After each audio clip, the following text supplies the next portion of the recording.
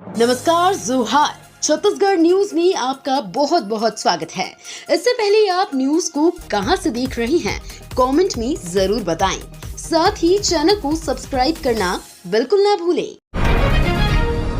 छत्तीसगढ़ दौरे पर गृह मंत्री अमित शाह भूपेश बघेल के खिलाफ करेंगे चुनावी सभा। छत्तीसगढ़ में बीजेपी दिग्गज नेता एक के बाद एक लोकसभा सीटों पर अपनी ताकत झोंक रहे हैं। पीएम मोदी, रक्षा मंत्री राजनाथ सिंह के बाद अब गृह मंत्री अमित शाह भी प्रदेश दौरे पर आ रहे हैं। अमित शाह एक दिवसीय कार्यक्रम के तहत छत्तीसगढ़ पहुंच रहे हैं। इस दौरान गृह मंत्री अमित शाह बीजेपी प्रत्याशी के पक्ष में वोट देने बड़ी चुनावी सभा भी करने वाले हैं। दरअसल प्रदेश की सभी 11 लोकसभा सीट जीतने के लिए बीजेपी पूरा जोर लगा रही है।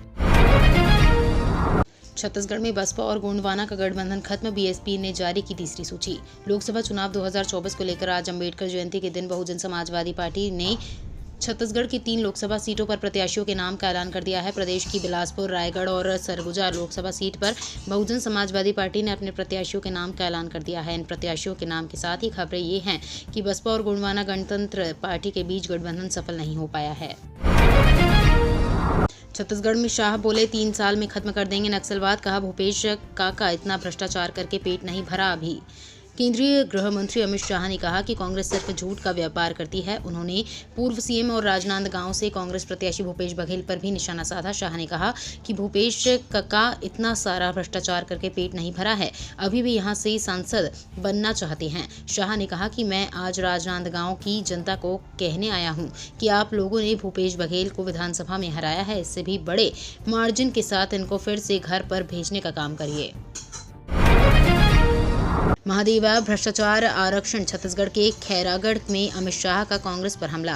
केंद्रीय गृह मंत्री अमित शाह ने छत्तीसगढ़ के खैरागढ़ में एक रैली में पूर्व सीएम भूपेश बघेल, महादेव ऐप, कांग्रेस और विपक्षी इंडिया गठबंधन पर जमकर हमला बोला। शाह ने ऐलान किया कि भाजपा आरक्षण को कभी समाप्त होने नहीं देगी और न ही कांग्रेस को कभी बीजेपी ऐसा करने देगी। शाह ने लोगों से नरेंद्र मोदी को प्रधानमंत्री के रूप में तीसरा कार्यकाल देने के लिए भी कहा, ताकि अगले 3 वर्षों में राज्य में नक्सलवाद के खतरे को खत्म किया जा सके। जब तक बीजेपी राजनीति में है, आरक्षण खत्म नहीं होने देगी। अमित शाह ने कांग्रेस को भी दे दी चेतावनी। भारतीय जनता पार्टी आरक्षण कभी खत्म नहीं होने देगी और ना ही कांग्रेस को ऐसा करने देगी। ये बातें केंद्रीय गृह मंत्री अमित शाह छत्तीसगढ़ में कही। अमित शाह लोकसभा चुनाव को लेकर छत्तीसगढ़ के खैरागढ़ में जनसभा को संबोधित कर रहे थे। उन्होंने लोगों से नरेंद्र मोदी को प्रधानमंत्री के रूप में तीसरा कार्यकाल देने को कहा, ताकि अगले 3 वर्षों में राज्य में नक्सलवाद की समस्या को खत्म किया जा सके। गृह मंत्री ने कहा कि मोदी ने अपने 10 साल के शासनकाल में माओवादी हिंसा को खत्म कर दिया। सीएम साय ने कांग्रेस पर कसा तंज, कहा लोकतंत्र का गला तो कांग्रेस ने घोटा, पर हम पर लगाते हैं आरोप। राहुल गांधी के बस्तर दौरे के दौरान दिए गए बयान पर मुख्यमंत्री विष्णुदेव साय ने प्रतिक्रिया दी है। राहुल के बयान देश में सर्वाधिक पैसा चुनिंदा लोगों के पास है, पर सीएम साय ने कहा कि अगर ऐसा है तो इसके लिए जिम्मेदार कांग्रेस ही है। देश में सबसे ज्यादा शासन कांग्रेस का ही रहा है। मीडिया के सवाल पर सीएम साय ने कांग्रेस पर आरोप लगाते हुए कहा कि कांग्रेस ही देश में इमरजेंसी लगाया था और लोकतंत्र का अपमान किया था। आज वही कांग्रेस हम पर लोकतंत्र का गला घोटने का आरोप लगा रही हैं। छत्तीसगढ़ में हाथियों का आतंक, छत्तीसगढ़ में जंगली हाथियों के दल ने आतंक मचा दिया है। छत्तीसगढ़ में जंगली हाथियों के दल ने आतंक मचा दिया है। आए दिन हाथियों के हमले की घटनाएं सामने आती रहती हैं। आज रविवार को फिर से प्रदेश के 3 अलग अलग जगहों से हाथियों द्वारा हमले में 2 लोगों की मौत हो गई और 4 लोग घायल हुए हैं। हाथियों के हमले में 5 महिलाएं शिकार हुई हैं, वहीं एक पुरुष घायल हो गया। आए दिन हाथियों के हमले की घटनाएं सामने आती रहती हैं। आज रविवार को फिर से प्रदेश की 3 अलग अलग जगहों से हाथियों द्वारा हमले में 2 लोगों की मौत हो गई और 4 लोग घायल हुए हैं। अब रायपुर एयरपोर्ट में सुरक्षा जांच की लंबी प्रक्रिया से बचेंगे हवाई यात्री। हवाई यात्रियों को अब स्वामी विवेकानंद विमानतल में लंबी सुरक्षा जांच की प्रक्रिया से नहीं गुजरना होगा। बताया जा रहा है कि आज से यहां डीजी हवाई यात्रा का ट्रायल शुरू हो जाएगा और आने वाले दिनों में पूरी तरह से इसे लागू किया जाएगा। विमानन अधिकारियों का कहना है कि चेहरे को पहचानने वाली इस तकनीक पर आधारित डीजी यात्रा की मदद से विमानतल पर जांच के दौरान यात्रियों को काफी सुविधा होगी। लोगों को जांच की लंबी प्रक्रिया से नहीं गुजरना होगा। मोदी के डर से पाकिस्तान की गीदड़ भपकी भी बंद, सीएम साय का बड़ा बयान।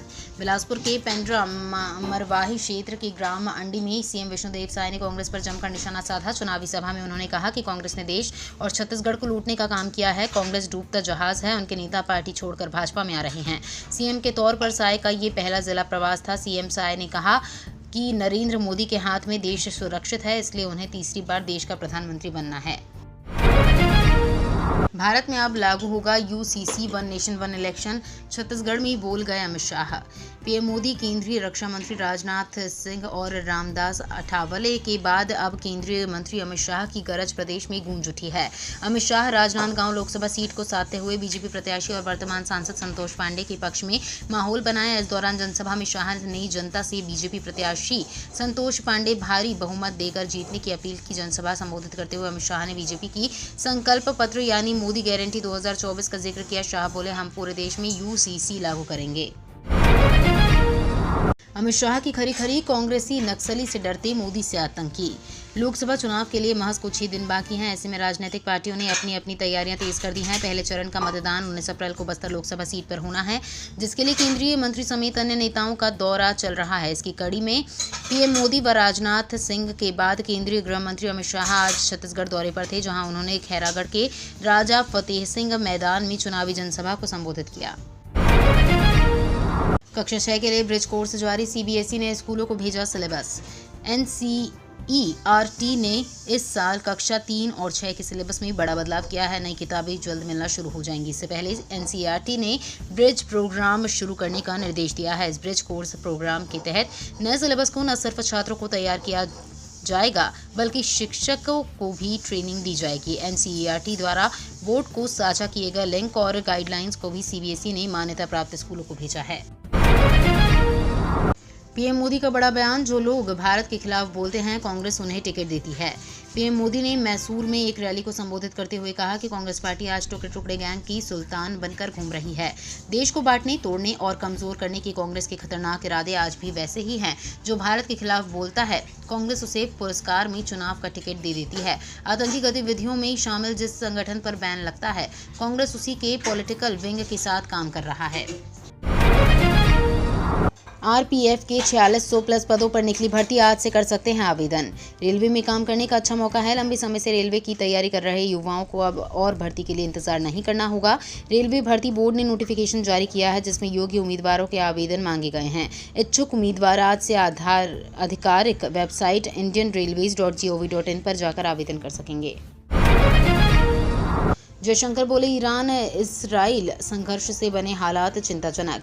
ईरान ने इजराइल पर हवाई हमला बोला है। बताया है कि ईरान ने इजराइल पर करीब 200 से ज़्यादा ड्रोन्स और मिसाइल दागी हैं। इनमें बैलिस्टिक मिसाइलें और क्रूज मिसाइलें शामिल हैं। इस हमले के बाद क्षेत्रीय तनाव उभरना तय माना जा रहा है। दोनों देशों के बीच संघर्ष की संभावना को देखते हुए भारत के विदेश मंत्रालय की तरफ से भी बयान जारी किया गया है। गौरतलब है कि सीरिया में कुछ दिन पहले ही एक हमले में ईरान की विशेष सेना रिवॉल्यूशनरी गार्ड्स के कुछ सैनिक और कमांडर की जान गई थी। ईरान ने इस हमले के बाद बदला लेने की चेतावनी भी दी थी। ये तो थी आज की बड़ी खबरें। अगर आपको न्यूज़ पसंद आई हो तो वीडियो को लाइक और शेयर करना बिल्कुल ना भूलें। धन्यवाद।